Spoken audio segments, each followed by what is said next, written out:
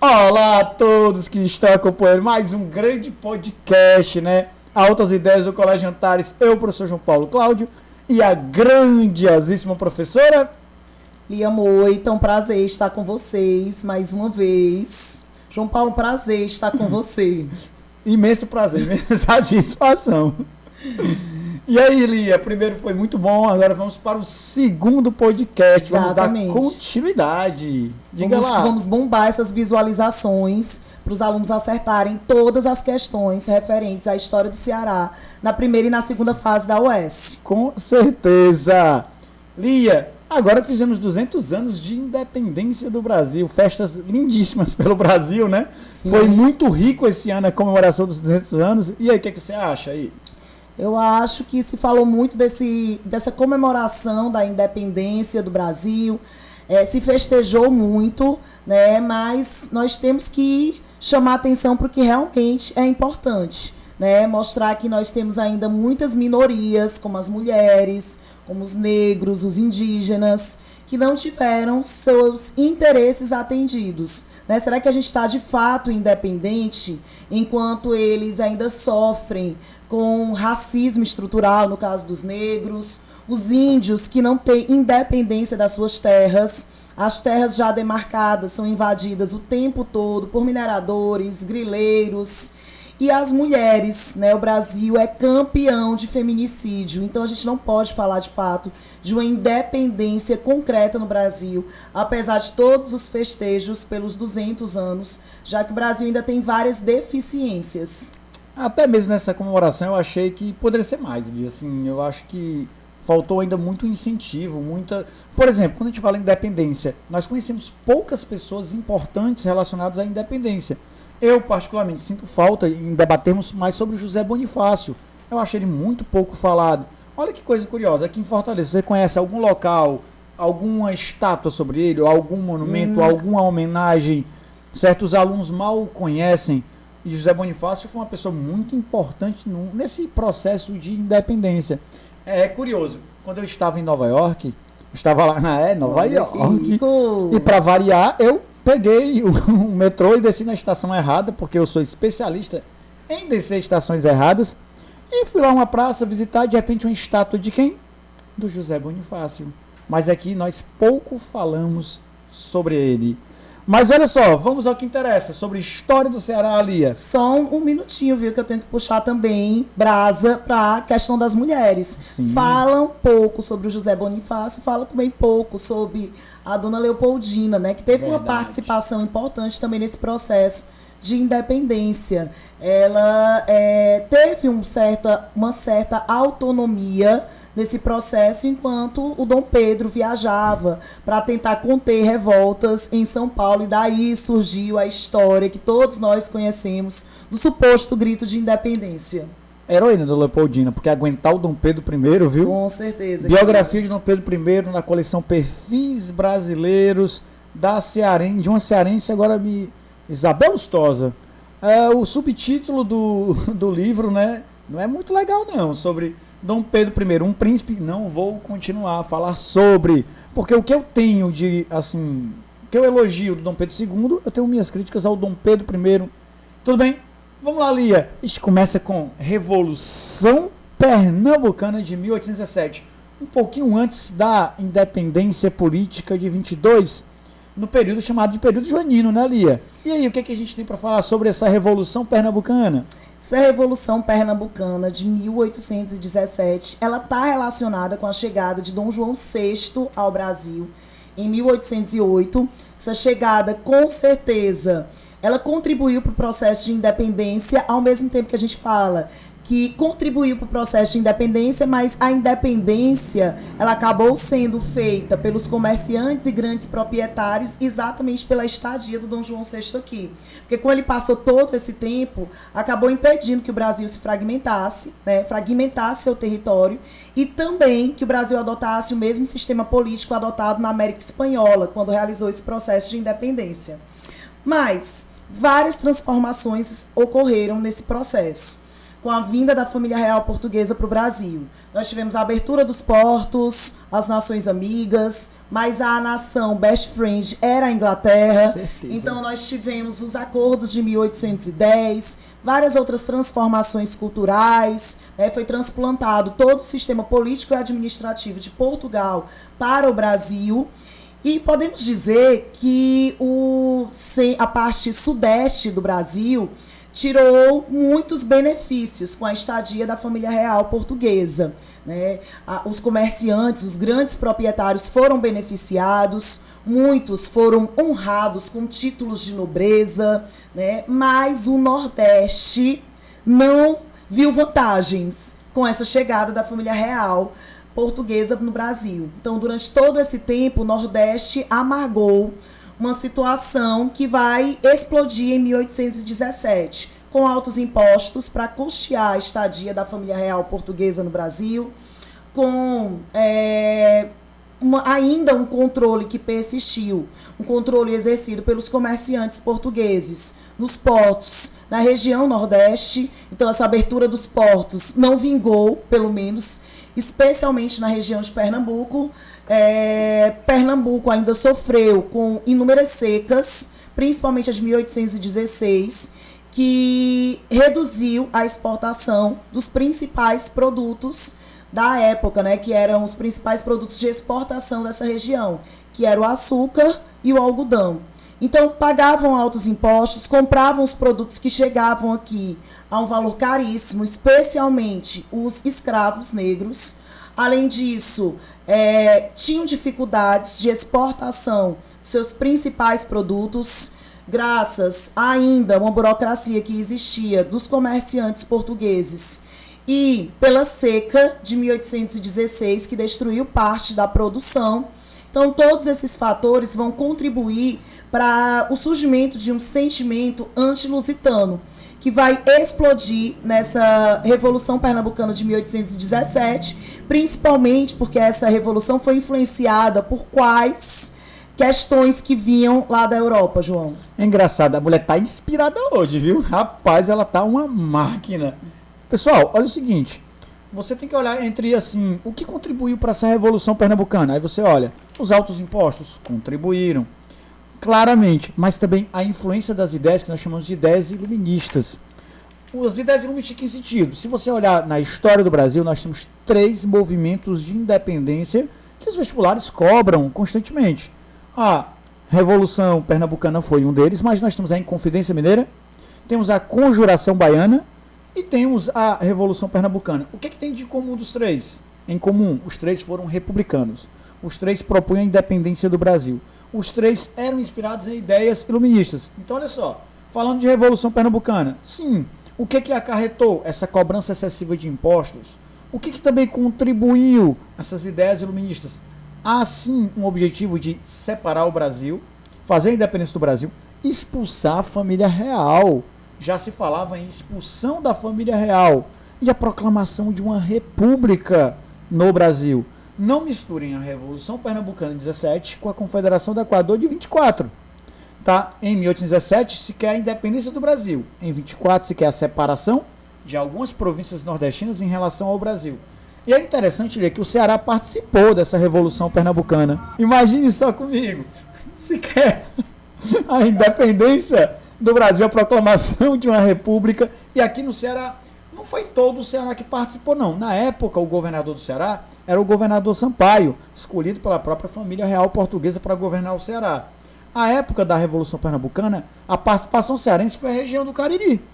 Sobretudo a região do Cariri com a família Alencar. A família Alencar participou. Quem é a família Alencar? A matriarca Bárbara de Alencar. E os seus filhotes, né? Tristão Gonçalves, ou nome lindo, Tristão, lenda de Tristão e Isolda medieval. Tristão Gonçalves e o José de Alencar. Mas cuidado, esse José de Alencar não é o escritor. Esse tem uma formação, até estudou para ser padre, mas abandonou a batina por causa de quê? Olha, até o erro, por causa de quê? Do amor. Se apaixonou pela prima, largou a batina, se casou e teve um monte de meninos. O filho mais velho vai ser o famoso escritor José de Alencar. E sobre a Bárbara, o que tu tem a falar, Lia? João, ela foi é uma pessoa bem interessante, né? Porque muitas vezes a gente não dá valor dentro da nossa história. Enquanto eu já vi em várias revistas de circulação nacional várias matérias sobre ela. E aí, nós temos a Bárbara de Alencar. Na verdade, nasceu em Exu, em Pernambuco, né? Veio para o Ceará, para a região do Cariri, quando ela casou com um comerciante. E assim, ela era uma mulher que estava à frente de sua época, claro. Ela também não era tão à frente de sua época, capaz de se livrar de todos os preconceitos e todas as crenças religiosas. Ela era uma pessoa bem entrosada na Igreja Católica, cheia de preconceitos. Ela era uma grande proprietária, portanto, tinha escravos. Tinha uma produção de rapadura e cachaça dentro das suas terras, mas o interessante é que ela administrava os negócios no sítio da família, né? Ela casou com um homem bem mais velho que ela, inclusive ela fugiu para casar, viu? Depois o José Martiniano de Alencar imitou a mãe. E aí ela administrava todos os negócios da família, então é isso que eu quero dizer, né? Ela estava à frente, porque as mulheres nordestinas, as matriarcas nordestinas, não tiveram acesso a todo esse poder. É tanto que quando ela ficou viúva, ela continuou gerindo os negócios da família. E ela mandou os 2 filhos mais velhos, aliás, 2 filhos, né, para o seminário de Olinda, que era um lugar efervescente, culturalmente falando, né? Um centro da intelectualidade naquela época. Foi criado em 1801, né? Eu acho que foi isso, 1801, Dom Azerido Coutinho, que ele trouxe até alguns ensinamentos iluministas. Exatamente. Ele queria que a preparação no seminário de Olinda não fosse uma preparação apenas para ser padre, mas para os novos tempos. Futuramente o Papa vai mandar desacelerar o conhecimento no seminário de Olinda, ou seja, tira as ideias iluministas. Mas essas ideias iluministas fizeram um estrago ali numa região que era um barril de pólvora, né? Tanto em 1817 e 1824. Com certeza. Então, é tanto que quando eu aprendi a Revolução de 1817 na escola, chamavam de Revolução dos Padres. Também Revolução dos Padres, exatamente porque teve essa participação dos padres, né, que tiveram esse conhecimento sobre iluminismo e vinham conhecimentos de Londres e de Coimbra. Era um lugar muito efervescente. Então, os 2 filhos dela, o padre Carlos e o José Martiniano de Alencar, levaram essas ideias liberais para ela e ela achou muito interessante, né, essas ideias liberais, iluministas, e ela começou a, eu não posso dizer militar em torno dessas ideias, mas ela dizia publicamente, naquela época, no Crato, que ela aceitava, que ela concordava com essas ideias liberais. E por que o Ceará participou dessa Revolução Pernambucana? Porque apesar de o Brasil ter se tornado independente de Pernambuco, uma independência político-administrativa em 1799, ainda tinha muitas relações econômicas, culturais, especialmente com a família Alencar, né? Muito próxima da região de Pernambuco. E o José Martiniano de Alencar, Tristão Gonçalves, o padre Carlos, o filho mais velho, e a Bárbara de Alencar se jogaram nesse movimento, né? Eles realmente ficaram empolgados com as ideias iluministas divulgadas. Tanto que o José Martiniano de Alencar, depois da missa dominical, ele proclamou lá a independência, lá no Crato, no pátio da igreja. Deve ter sido um mega evento. Rapaz, eu queria ver um negócio desse. Isso durou 8 dias, viu? Eu queria olhar um evento desse. Porque a participação foi bem interessante. E, de novo, outros intelectuais no Ceará acabaram não participando, e mais vão participar em 1824. O padre Mororó. Uhum. Aqui no Ceará, esse movimento ele foi reprimido pelo governador, que é justamente o governador Sampaio. E essas lideranças cearenses foram presas, né, Lia? Tem até uma história em torno da Bárbara, como primeira prisioneira política, se fala isso. Os filhos foram presos, foram para a cadeia pública, passaram um tempinho preso. Ela ficou na prisão, onde hoje é a 10ª Região Militar. Vocês, as pessoas que são aqui de Fortaleza, provavelmente fizeram alguma aula de campo e foram à 10ª Região Militar. Aí desceram lá na parte que foi a prisão da Bárbara? Supostamente. Ela ficou lá, de acordo com como conta a história, uns 8 meses, mas tempo presa, bolando para Recife, Bahia, e na prisão aqui, né, supostamente ela ficou 3 anos. Tem até muitos contos de que ela tirou o próprio sangue, escreveu uma carta. Parece que o sangue dela não coagulava, né? Ela não coagulava. Tirou o sangue para escrever uma carta. Enfim, a Revolução Pernambucana, a intensidade no Ceará foi bem menor do que outro movimento que teríamos depois, né, Lia? O movimento de 1824. O movimento de 1824 foi muito mais intenso, Lia. Alguma coisa para a gente continuar? Não, assim, só falar que no caminho, gente, eu estava imaginando ontem, pensando sobre a aula de hoje, esse caminho que Bárbara de Alencar veio do Crato até Fortaleza, 600 quilômetros no sol quente, andando, viu? Porque os livros, pelo menos os memorialistas contam que ela veio andando do Crato pra cá com os filhos no sol quente, meu Deus. Isso sim já foi um castigo, né? Sim. Não precisava nem da prisão depois de tanto castigo. Mas aí depois de 7 anos veio um movimento ainda maior, a Confederação do Equador. Esse ano de 1824 nos remete também à Constituição que foi outorgada em 1824, que tem tudo a ver com o movimento. A Constituição de 24, o ano de 24, é interessante, se você parar para analisar, que o Brasil declarou sua independência em 22. O primeiro país a aceitar nossa independência foram os Estados Unidos, justamente no ano de 1824. É aquela época da doutrina Monroe, né, de América para os americanos. Portugal só aceitou em 25, só reconheceu. Então, até o ano de 25, nós temos vários combates pelo Brasil entre tropas brasileiras e tropas portuguesas, por assim falar. A Inglaterra só reconheceu em 27, mediante vários acordos sendo renovados, vários mimos sendo dados a ela. E no ano de 24, que é um ano conturbado, que é o ano que os Estados Unidos aceitam a independência do Brasil, que nós lançamos a nossa primeira Constituição da história, né, Lia? Do Brasil independente. A Constituição de 24 que tem alguns elementos bem peculiares. União Igreja e Estado. Igreja Católica como oficial.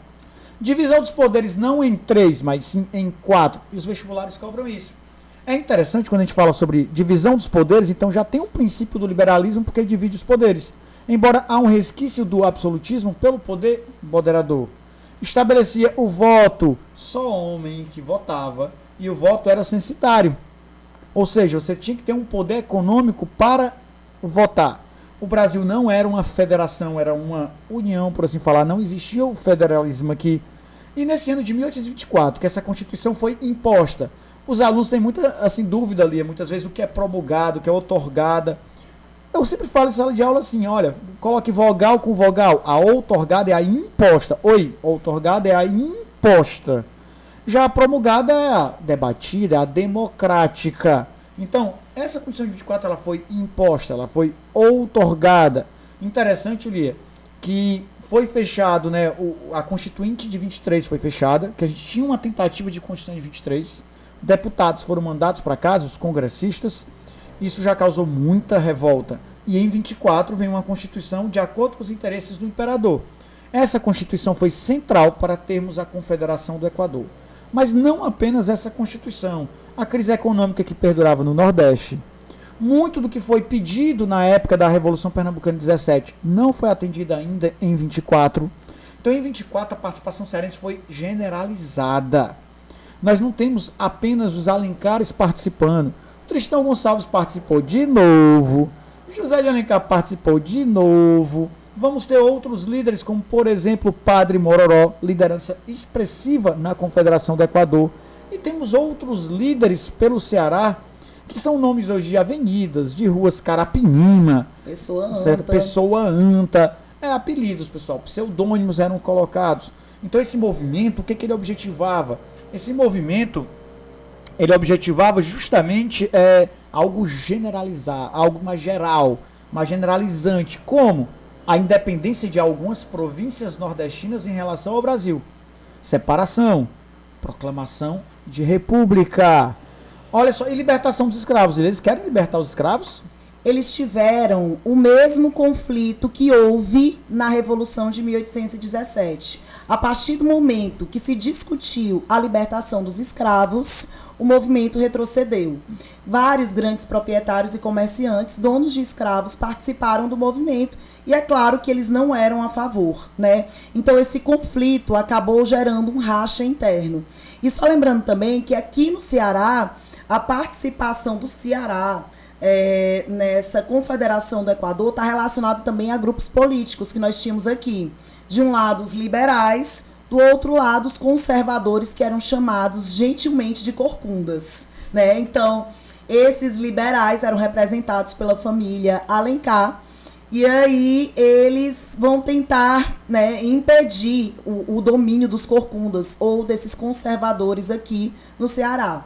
E foi um dos motivos para a Confederação do Equador chegar com mais força aqui no estado.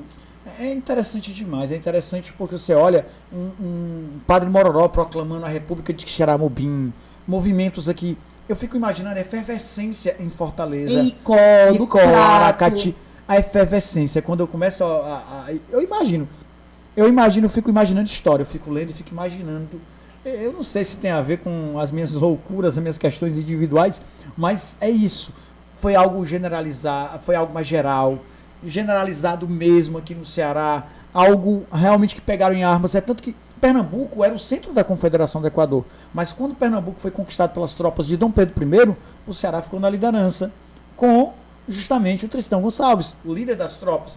O Tristão Gonçalves ele foi morto em combate. Vários outros líderes eles foram presos e eles vão ser condenados à pena de morte. O José de Alencar escapou da pena de morte, não é escrito ainda. Pediu perdão, disse que não era bem assim, chorou, pediu perdão, acabou sendo monarquista. Anistiado, perdoado. Foi anistiado e depois virou monarquista partidário de Dom Pedro II.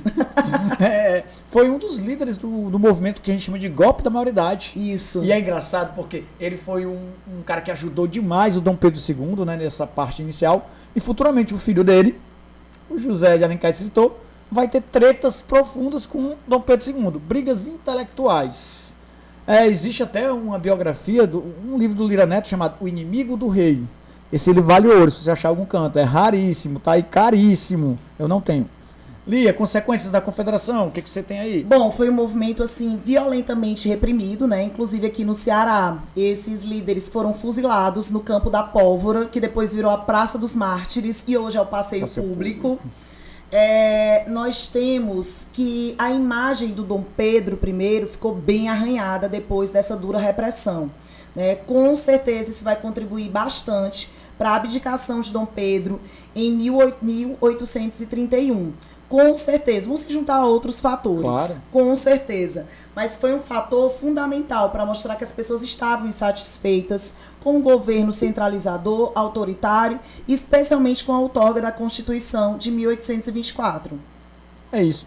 E continuando aqui a nossa conversa, esse período de 1831 a 1840, a gente chama de período regencial, até porque nós não temos nesse período um imperador. O futuro Dom Pedro II é uma criança ainda, nós temos os regentes administrando o Brasil. Temos algumas experiências. Por exemplo, nós tivemos um momento que nós tivemos uma lei chamada Lei Feijó. O ministro da Justiça, o Feijó, lançou uma lei que era uma lei que proibia o tráfico internacional de escravos, que acabou não sendo colocada em prática. É por isso que tem aquele termo, né? Lei para inglês ver. Quando tem uma lei que não é aplicada, existe, mas não é aplicada, lei para inglês ver. É porque em 1827, quando a Inglaterra reconheceu a independência do Brasil, ela exigiu que dentro de um prazo de 4 anos abolíssemos o tráfico internacional de pessoas escravizadas. Daí a Lei Feijó de 31. Alguma coisa mais do Ceará nesse período, Lia? Em 1831 nós temos a sedição de Pinto Madeira. Rapaz. Não, olha, se cair na prova da UES, vocês têm a obrigação de acertar. É uma questão simples. Revolução, né? Pintista. Pintista. E, enfim, não é muito falada, né? Mas, se eu não me engano, eu vi já numa primeira fase da UES. Então, gente, o que foi isso? Quando o João Paulo adorou esse nome, ele lembrou. Não, os tempos dele de UES. Meus tempos de adolescente. Meus tempos de adolescente, que piada besta, porque a Revolução Pintista tem um padre aí famoso aí no meio aí, né? Sim. O padre Benz alguma coisa, né? Gente, me poupe. Minha quinta série. Em quinta série, João Paulo. Procurei. Vamos lá. A sedição de Pinto Madeira está relacionada ao Pinto Madeira, que era um líder lá da região do Crato, conservador, que era contra a abdicação de Dom Pedro I. E aí queria que ele permanecesse aqui no Brasil. E é claro que os liberais, eles amaram a ideia, né, da abdicação e a saída de um líder tão conservador, tão autoritário. Então foi um conflito gerado exatamente entre liberais e os conservadores. O Pinto Madeira acabou sendo condenado à morte e quem contribuiu bastante para isso foi a família Alencar.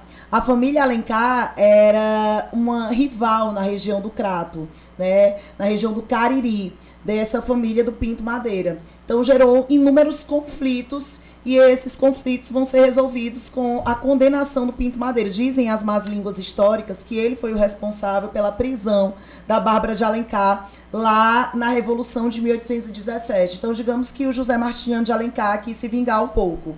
Tu acha? A história é tão pacífica, a história do Ceará é tão pacata. Tranquilíssimos. Em 1840, temos o golpe da maioridade, por assim falar, quando temos a subida ao poder do Dom Pedro II, ainda muito jovem, houve a maioridade dele, né, juridicamente falando, começa o segundo reinado, que é de 1840 a 1889. Olha uma coisa curiosa. Historicamente falando, quando olhamos o período colonial, Fortaleza não era centro econômico do Ceará. No período colonial, o centro econômico é Aracati, principalmente. É importante Icó, Aracati muito importante, Sobral muito importante. Fortaleza tinha pouca importância econômica. Agora, a partir de 1840, isso começa a mudar. Lia, vamos lembrar, por exemplo, que o Dom Pedro II vai fazer uma legislação no início do segundo reinado que beneficia as exportações e importações para que acontecessem via Fortaleza. Quando nós vamos olhar 1840, 1850, a partir principalmente de 1860, começamos a ter um monte de transformações em Fortaleza. É um período que a gente fala que está iniciando genericamente o que a gente chama de Belle Époque. Genericamente. Vamos ter, por exemplo, o Liceu. O Liceu era o colégio para rico, pessoal, inicialmente, né? Era um colégio assim, eu quero ali me matricular no Liceu. Não, era um colégio para rico, um colégio para elite. Além do Liceu Santa Casa de Misericórdia, além do Liceu da Santa Casa de Misericórdia, nós vamos ter grupos de intelectuais se reunindo para debater diversas ideias. E aí no próximo podcast vai ser falado muito sobre a padaria espiritual no período da Belle Époque, que vai ser uma viagem, né? Dando spoiler com o professor, quem vai ser mesmo? Quem vai ser? Bonito, alto, moreno, sensual, professor Ronivaldo. Ele já prometeu. E como os alunos dizem, vai servir tudo aqui, falando sobre a Belle Époque. Com toda aquela beleza e desenvoltura dele. É esse período muito rico de 1860. É interessante, nesse período que nós vamos ter já o início da Belle Époque, 1860 teve algo muito grandioso para a história do Brasil. Tem a maior guerra da história da América do Sul, que é justamente uma guerra chamada Guerra do Paraguai, ou Guerra da Tríplice Aliança contra o Paraguai. Basicamente, 1864 a 1870. E o Ceará vai estar lá. Quando você vai ao centro, né, de Fortaleza, tem uma praça chamada Praça General Tibúrcio, que lutou na Guerra do Paraguai. E lá tem um mausoléu em homenagem a ele, e tem ao redor pequenos obeliscos com nomes de batalha na Guerra do Paraguai, que o Brasil lutou. Mas assim, sobre a Guerra do Paraguai, tem alguma coisa assim bem especial envolvendo o Ceará sobre a Guerra do Paraguai? Representa aí, Lia. Gente, olha, nós temos a participação da Jovita Feitosa, que é nome de avenida aqui no Ceará, e que, na verdade, ela é a nossa versão da Mulan cearense. Né? A Jovita Feitosa, na verdade, nasceu no Ceará, mas foi muito cedo morar no Piauí. E logo quando ela soube da Guerra do Paraguai, ela quis se alistar. Mas as mulheres não podiam participar de um movimento desses. Quer dizer, até podiam participar como enfermeiras, cuidadoras, como os homens diziam na época, em profissões típicas do ser feminino, mais adaptadas, né, essa atividade maternal feminina. Close na Lia, ela falando agora a raiva dela, a ira dela, né? E aí a Jovita Feitosa quis participar desse movimento. Então ela vai se disfarçar de homem, né? Vai cortar os cabelos, vai amarrar os seios com a cinta, mas ela vai acabar sendo descoberta. E quando ela foi descoberta, ela contou a história dela para um dos líderes militares, que ela queria lutar. E assim, ele pensou, não, eu não vou prendê-la. Eu vou utilizar essa mulher como imagem, como propaganda para o alistamento da Guerra do Paraguai. Como pode? Né? Os homens inventando que estavam doentes ou se vestindo de mulheres para fugir da guerra e uma mulher se vestindo de homem para enfrentar, para não ir apenas servir como enfermeira. Então a Jovita Feitosa, ela acabou sendo utilizada como propaganda pelo Segundo Reinado, chegou aí até o Rio de Janeiro para servir de propaganda, para que as pessoas se encorajassem a ir até, né, a região lá do Prata, onde estavam ocorrendo os conflitos. E aí, depois dessa fase de propaganda, né, ela acabou sendo esquecida. Ela voltou para o Piauí, mas não se relacionava mais bem com a família. Ela não conseguiu mais se adequar à vida no Piauí, acabou voltando para o Rio de Janeiro, e lá ela teve um caso amoroso, não se sabe bem o que aconteceu com ela, né? Tudo é fofoca histórica. Não se sabe se ela se suicidou com um punhal no peito, porque ele disse que ia voltar para a Inglaterra, ou não se sabe se ela morreu queimada num acidente que aconteceu. O fato é que ela acabou caindo no ostracismo, e muitas vezes nem lembram da participação dela, né? Como ela foi importante, como símbolo de uma mulher que queria ultrapassar as fronteiras que eram impostas na época. Olha aí, que explicação, né, cara? Que explicação. Olha, rapaz, tem que valorizar muito essa Lia. E assim, nesse contexto também de Belle Époque, que vai ser muito aprofundado no próximo, né, podcast, temos também a abolição da escravidão. Ceará, terra da luz, foi no Segundo Reinado. Assim, historicamente, por que nós tivemos uma abolição precoce? Historicamente falando, nós não tivemos a utilização de pessoas escravizadas africanas como Pernambuco, como a Bahia, como o Rio de Janeiro. Não é, olha, cuidado, o vestibular gosta muito disso. Cuidado, não significa dizer que todo negro é escravo. Nós temos uma população negra significativa no Ceará. O que eu estou dizendo é que, historicamente falando, os escravizados africanos aqui, eles não são a maior parte da mão de obra. Predominou na pecuária o índio, catequizado, predominou no plantio de algodão, também o mestiço. Mão de obra familiar. Mão de obra familiar, até porque é sazonal. Uhum. Nesse contexto da Belle Époque, nós temos a segunda Revolução Industrial na Europa. E nessa segunda Revolução Industrial, eles passam novamente a comprar muito algodão nosso. O Ceará vende muito algodão. A economia cearense está muito ligada ao algodão, agora nesse período da Belle Époque. E sobre essa abolição? Historicamente falando, primeiro motivo para a abolição precoce: a gente não usou tanto mão de obra de pessoas escravizadas africanas.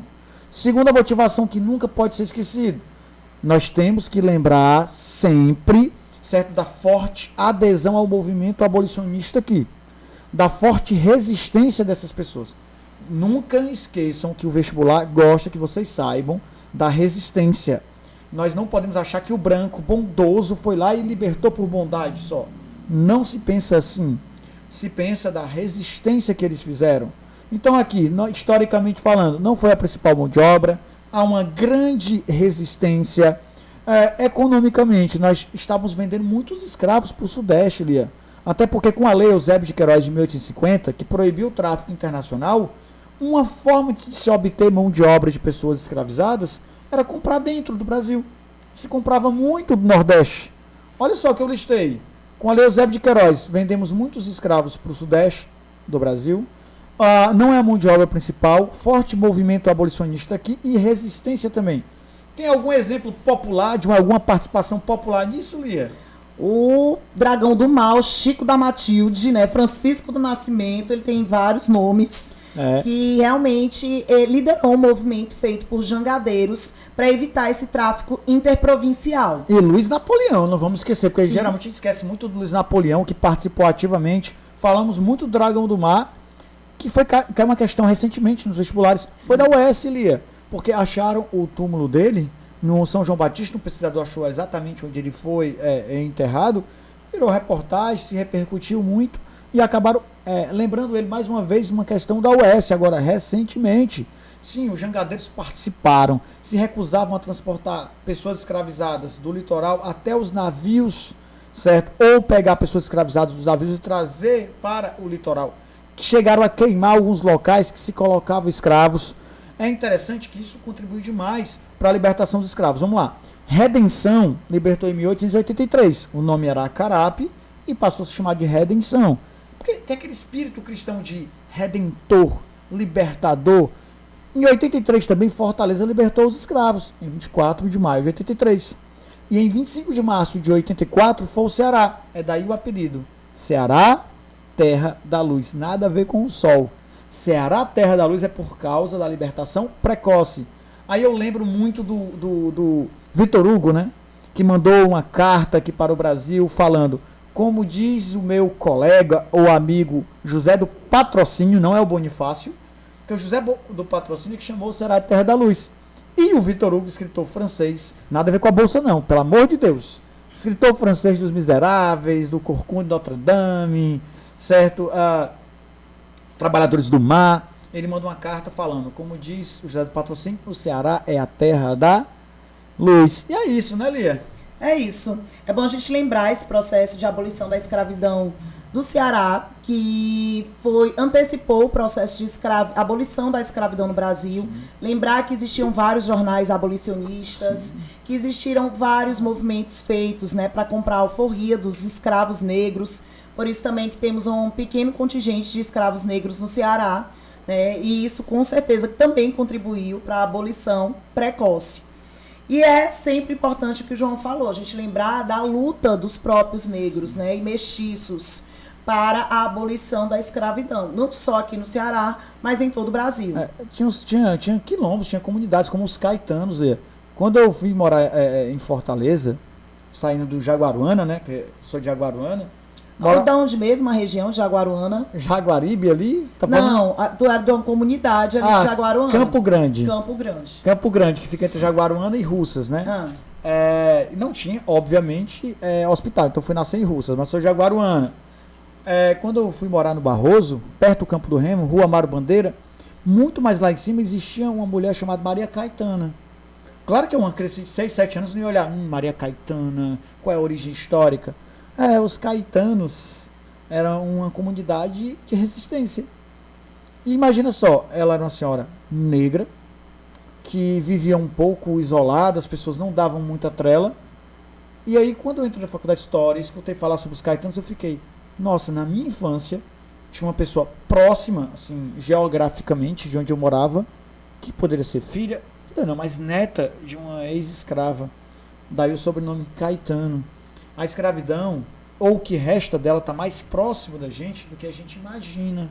Com certeza. Os preconceitos, a exclusão está mais próximo do que imaginamos. E muitas vezes algumas pessoas que por opinião só, não por análise, porque a opinião intelectualmente é algo abaixo de análise. Fica com historinhas de que esse negócio de vitimismo dos negros é coisa de mimimi. E, ou seja, isso é falado por pessoas ignorantes intelectualmente. Ignorantes porque não têm coragem de buscar conhecimento ou porque tem limitações mesmo, né? Seja limitações econômicas para buscar ou preguiça mesmo.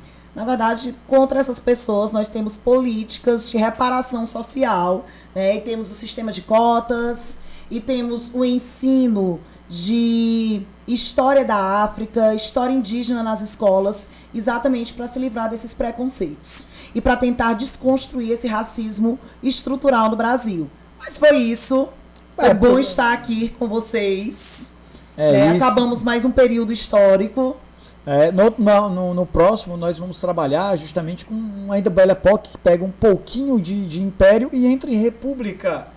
E Elia, você vai estar conosco ainda no grande fechamento dessa série de podcasts, não Não é isso, Lia? Isso, mas o Ronivaldo vai dar continuidade, depois teremos a participação do meu eterno professor André Rosa, que com certeza vão contribuir bastante. Gente, eu adoro a Belle Époque, é um período muito interessante, culturalmente falando, para Fortaleza, e eu tenho certeza que o Ronivaldo vai contribuir demais para todas essas discussões. Até porque ele viveu na época, né? Praticamente. E eu estou louco para falar sobre, muita vontade de falar sobre padaria espiritual, falar sobre Rodolfo Teófilo, então vai ser fantástico, né, o próximo podcast, tanto quanto esse, com a temática Belle Époque. É isso aí, viu, pessoal? Beijão, gente. Até uma próxima oportunidade. Tchau, tchau. Grande abraço e bons estudos.